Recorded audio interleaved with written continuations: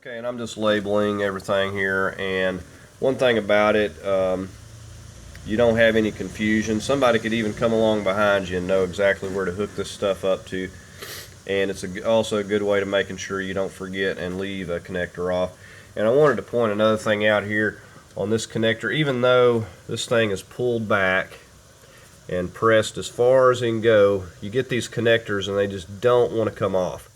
The little tabs have become brittle and broken. They don't want to give. You can take a pick like this and come underneath here and lift up slightly to pull that tab up, and then a lot of times it'll go ahead. I can't do this one-handed, but I just had this loose, but it's broken there, and you can take and pick up on that just slightly, and it'll pull right up and off of there without you having to go ahead and break that tab. Okay, so we've got everything loose here and everything labeled, every connector, every vacuum hose. So we're going to just go ahead and set this aside. Now we got our 10mm. We're just going to go ahead and remove these 4 bolts, take this coil pack off here. Alright, we'll go ahead and set our coil pack out of the way now.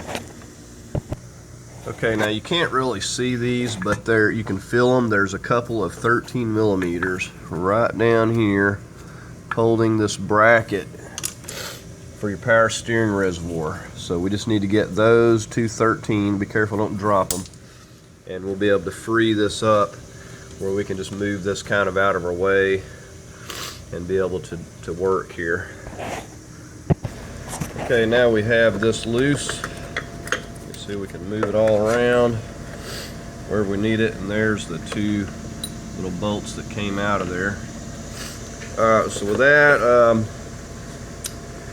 we're going to see what we need to do next here. I think we're going to get started on this timing cover, but who knows, I may come over here and start moving some of this. Now, one thing I'm going to have to do before that is to get some fluid drained out of this. We actually need to get the oil and the coolant drained.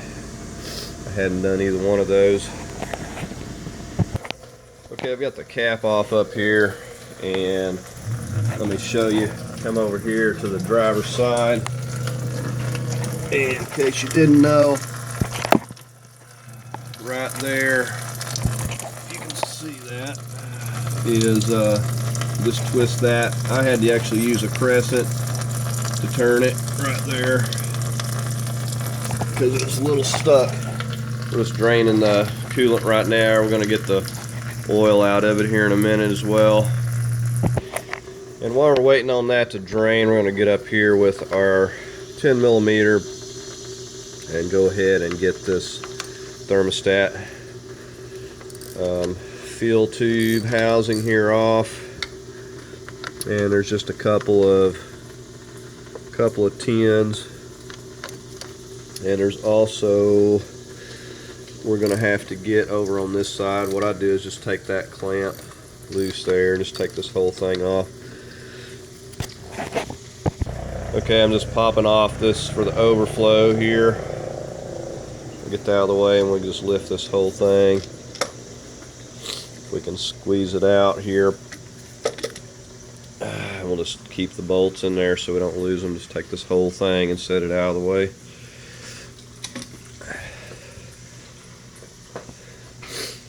Okay, so now I think what we're going to do is we're going to depressurize this fuel and get this line here disconnected. It's just got some clips, and just snaps right off. And I think we got a connector under there. We also got a connector that goes to this thermostat aluminum housing. We're going to get that, and then we'll start taking these 10mm from out of this intake and getting this intake off here. Now the connector on this housing here, you can see down there, it's got a red tab. You got to push that back, and then you just push down on that connector, with something, and then see how I'm pushing it with a screwdriver, and then you get another one with the other hand and just slip it off of there. So I'm going to go ahead and get that now. There's a 10 millimeter right here holding the dipstick. We're going to go ahead and remove that. Okay, so I'm just going through here and removing all of these 10 millimeters.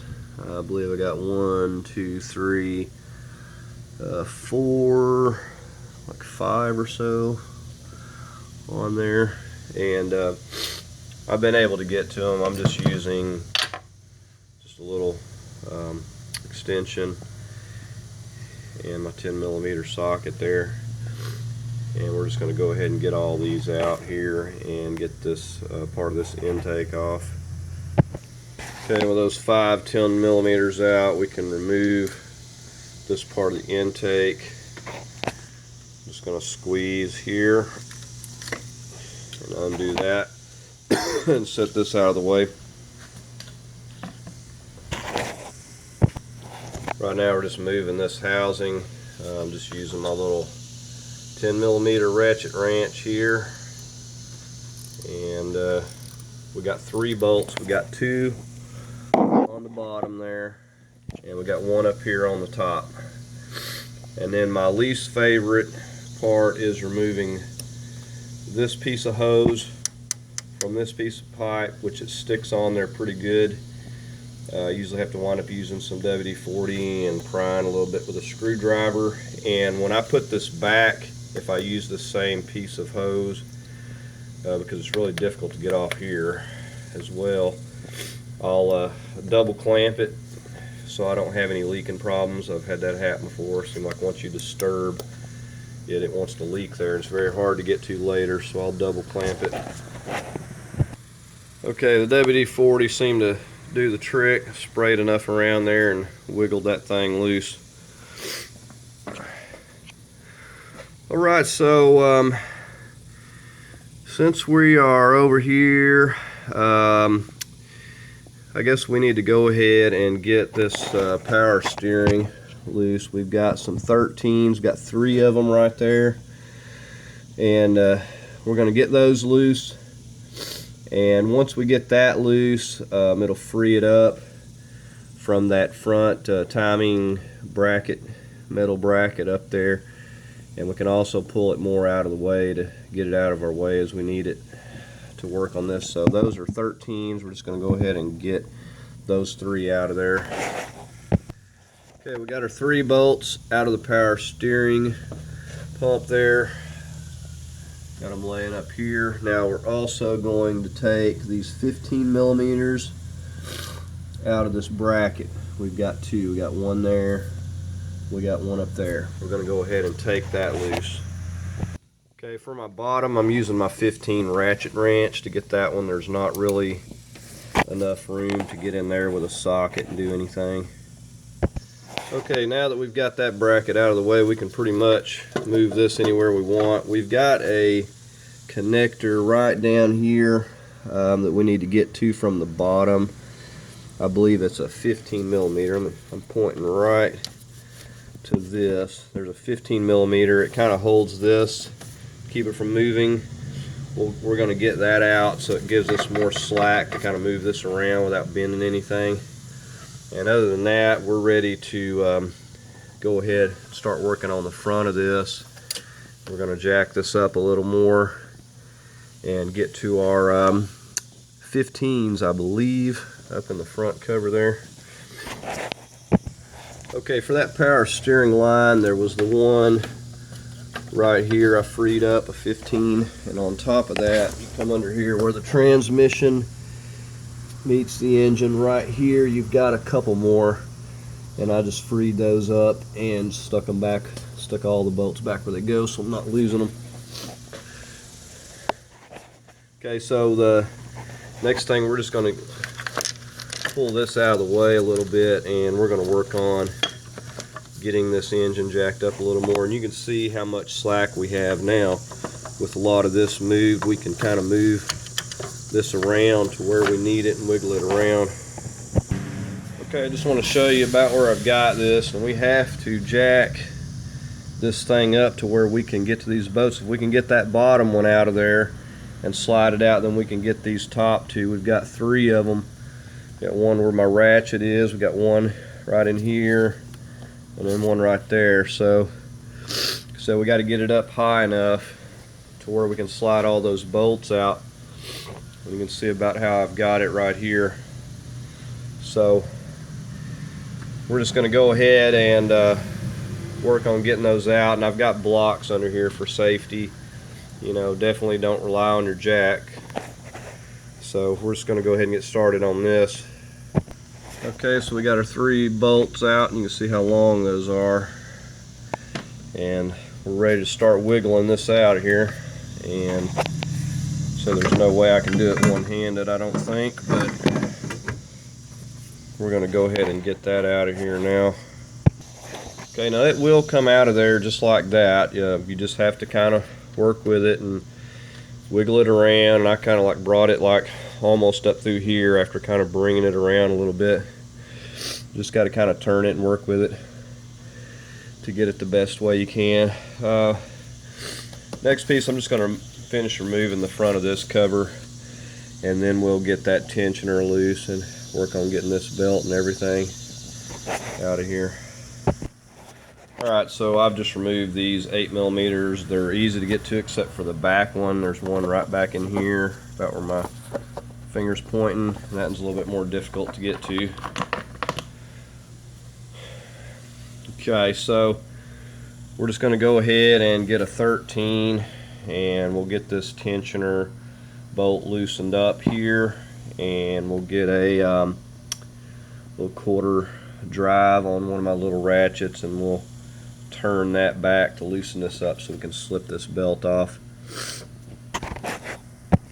Okay, I got the belt off. I'm just going to remove this tensioner here. I've got the bolt loose. I'm just going to take this tensioner off very first thing, and then I'll move on to this idler pulley here, or this one that the belt glides on. Okay, and this pulley here, belt's a 15. Okay, I just wanted to show you how I set this up here. I've got a wrench here. Okay, I just wanted to show you how I set this up here. I've got a little wrench with an 8mm. You can also use a 5/16. There's a bolt right in there on that cover, and I slip my little socket on that and hold it on nice and straight, and then I take my breaker bar, 18mm, and I push against my extension here, and if you hold it on nice and straight, this works. This is how I've always took them off. I don't have the tool to hold these, so it's just a way that I do it, and it works if you don't have the tool. Okay, with the bolt out, these just slip right off of the pin. Just pull them out. Doesn't even take a lot of pressure. And actually, looks like the pin had sheared off of this one, so I'll be having to fix it. I'll be replacing this anyway, so it doesn't really matter.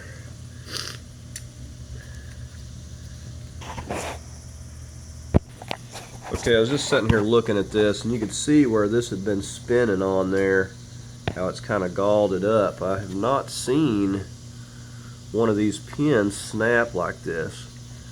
Now, it's I wasn't aware of this till now. I mean, this could be quite possible what our whole issue is, and this head may very well be okay.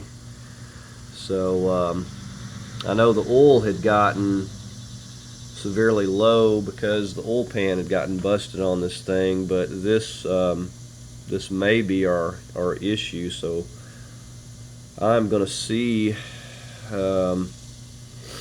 about how I can get that pin out of there and replaced, and see if I can get some kind of compression, because I mean, I can't rule that out with that pin being snapped off, because when I was testing it out, it was turning over and the belt was turning, but with that pin snapped, it obviously can't can't move that cam any. So we're going to go ahead and take this this back cover off. All I got is some more 8mm. Got 2 there, got another one down there. I've got the one at the bottom and those 13s out, so I think I've just got 1, 2, and 3 left, and this is going to come completely off of here. Okay, so I'm just getting ready to take this cover out of here.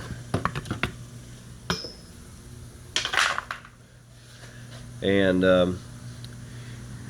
we've got most everything cleared up. I think we're going to go ahead and get the cover off of this and see what's going on.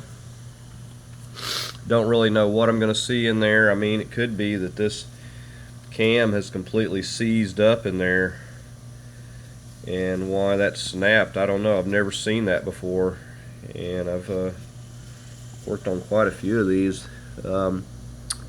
Looks like when they did their timing job, they didn't, however, address these cam seals, so those will need to be replaced even if it's good.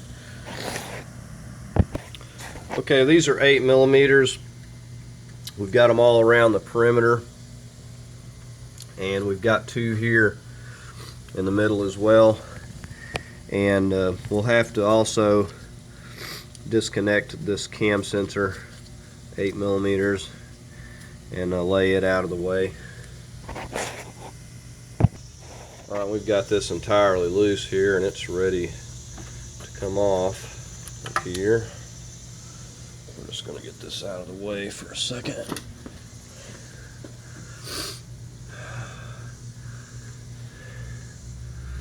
So I don't see anything that looks just terrible in here. And so what I'm going to do is see about getting this cam out of here, because I'm going to have to remove that. I'm going to have to drill that out and get me another pin in that. So at this point, we're just going to cover this up and see what I can do about fixing this cam. And I may have to get a replacement, I don't know. Just depends on how much trouble it's going to be, because this here wasn't turning at all, so there's no way that I can get compression. So this may be our only issue, and I was really baffled by this because they, you know, said it had not got hot.